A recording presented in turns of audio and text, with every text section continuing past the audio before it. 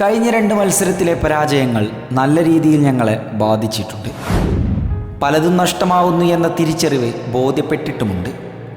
സ്വന്തം തട്ടകത്തിലെ പരാജയത്തിൽ ഒരുപാട് തവണ നിരാശപ്പെട്ടിട്ടുമുണ്ട്. പലരുടെയും പരിഹാസങ്ങൾ വീണ്ടും വീണ്ടും കാതുകളിൽ മുഴങ്ങിക്കൊണ്ടിരിക്കുന്നു. മറുപടി പറയാൻ കേരള ബ്ലാസ്റ്റേഴ്സിന് വാക്കുകളില്ല. ആരാധകർ നിശബ്ദരാണ്. യുദ്ധക്കളത്തിലെ പോരാളികൾ ഓരോരുത്തരായി മടങ്ങിയെത്തുമ്പോഴും കൈവിടാത്ത പ്രതീക്ഷകൾ ഞങ്ങളിൽ നിലനിൽക്കുന്നു. പക്ഷേ ഇനി അങ്ങോട്ടുള്ള മത്സരങ്ങൾ നിർണായകമാകുന്നതോടെ ഉള്ളിൽ നല്ലൊരു കനൽ തന്നെ രൂപപ്പെടുന്നു. എരിഞ്ഞു വേദനിപ്പിക്കുന്ന കനൽ. അടുത്ത യുദ്ധമങ്ങ് ജാർഖണ്ഡിലാണ്. ഖാലിദ് ജമീലിൻ്റെ ചുവന്ന പടക്കെതിരെ. വിജയത്തിൻ്റെ പ്രതിധ്വനികൾ മാത്രം ഞങ്ങൾ നിങ്ങളിലേക്ക് ചെരിഞ്ഞു തരുന്നു.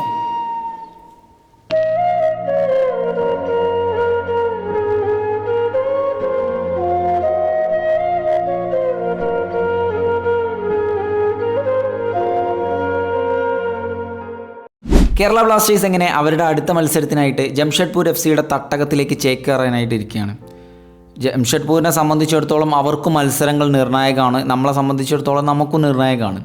ഖാലിദ് ജമീലിൻ്റെ വാക്കുകൾ ഇങ്ങനെയാണ് മത്സരത്തിന് മുമ്പ് അദ്ദേഹം പറഞ്ഞിട്ടുള്ളത്. ഞങ്ങൾക്ക് ഒരുപാട് പ്രതീക്ഷകളുണ്ട്. ഇനിയുള്ള എല്ലാ മത്സരങ്ങളും ഞങ്ങൾ ഫൈനൽ പോലെയായിരിക്കും കാണുക. കാരണം ഒരുപാട് നേട്ടങ്ങൾ നേടിയെടുക്കാനുണ്ട്. ഒരുപാട് ഉന്നതിയിലേക്ക് എത്തിപ്പെടാനുമുണ്ട്. ഈ ഒരു വാക്കിൽ നിന്ന് തന്നെ ജംഷഡ്പൂർ എത്രമാത്രം ഡേഞ്ചർ ആകുമെന്നുള്ളതിന് സൂചന തന്നിട്ടുണ്ട്. 19 മത്സരങ്ങളിൽ നിന്നും 20 പോയിൻ്റോടുകൂടി 8ാം സ്ഥാനത്താണ് ഇപ്പോൾ ജംഷഡ്പൂർ നിലനിന്നുകൊണ്ടിരിക്കുന്നത്. കേരള ബ്ലാസ്റ്റേഴ്സിനെ പോലെ തന്നെ നിർണായക ഘട്ടത്തിലൂടെയാണ് അവരും കടന്നുപോയിക്കൊണ്ടിരിക്കുന്നത്. മിഡ്ഫീൽഡിലെ മൻസൂറോ, അതുപോലെ തന്നെ സിവേറിയോ, ഡിഫൻസിലെ എൽഷീനോ, സനാൻ മുഹമ്മദ്, ഡാനിയൽ ചീമ, ഈ 5 താരങ്ങളും വളരെ ഡേഞ്ചറസ് തന്നെയാണ്. 8ാം സ്ഥാനത്തുള്ള ജംഷഡ്പൂരല്ലേ എന്ന് കരുതിയിട്ട് മത്സരത്തിന് ഇറങ്ങിക്കഴിഞ്ഞാൽ പരാജയമായിരിക്കും രുചിക്കേണ്ടി വരിക. കാരണം അത്യാവശ്യം നല്ല സ്ട്രെങ്ത് ഉള്ള ഒരു ടീം തന്നെയാണ്. ഇനി നമ്മൾ ബ്ലാസ്റ്റേഴ്സിൻ്റെ അടുത്തയിലേക്ക് വരുമ്പോൾ ഡിഫൻസ് നിരയിലെ പ്രീതം കോട്ടാലിന് പരിക്ക് തന്നെ ആയിരിക്കും. അദ്ദേഹത്തിന് ചെറിയൊരു പരിക്കുണ്ട്. അതുകൊണ്ട് അദ്ദേഹം ഈ ഒരു മത്സരത്തിൽ ഇറങ്ങാൻ സാധ്യതയില്ല. നവോച്ച സിംഗ് തിരിച്ചു വന്നിട്ടുണ്ട്. പരിക്കിൽ നിന്നും മുക്തനായിട്ട് തിരിച്ചു വന്നിട്ടുണ്ട്. പിന്നെ എല്ലാവർക്കും സംശയമുള്ളത് ഫെഡോർ ചെർണിച്ചിൻ്റെ കാര്യമാണ്. നാഷണൽ ഡ്യൂട്ടിക്ക് വേണ്ടിയിട്ട് ഇപ്പോൾ ലിത്വേനിയൻ ക്യാപ്റ്റനായിട്ടുള്ള ഫെഡോർ ചെർണിച്ച് തൻ്റെ നാഷണൽ ടീമിന് വേണ്ടിയിട്ട് തകർത്താടിക്കൊണ്ടിരിക്കുകയാണ്. അദ്ദേഹം ഈ ഒരു മത്സരത്തിന് ഉണ്ടാവുമോ എന്നുള്ള ചോദ്യത്തിന് അദ്ദേഹത്തിൻ്റെ ഭാര്യ കഴിഞ്ഞ ദിവസം ഒരു ഇൻസ്റ്റഗ്രാം ഇൻഫ്ലുവൻസറിന് നൽകിയിട്ടുള്ള മറുപടി വ്യക്തമാണ്. ഞങ്ങൾ തിരിച്ചു വരും, ISL കഴിയുന്നത് വരെ ഞങ്ങൾ ഇന്ത്യയിലുണ്ടാകും.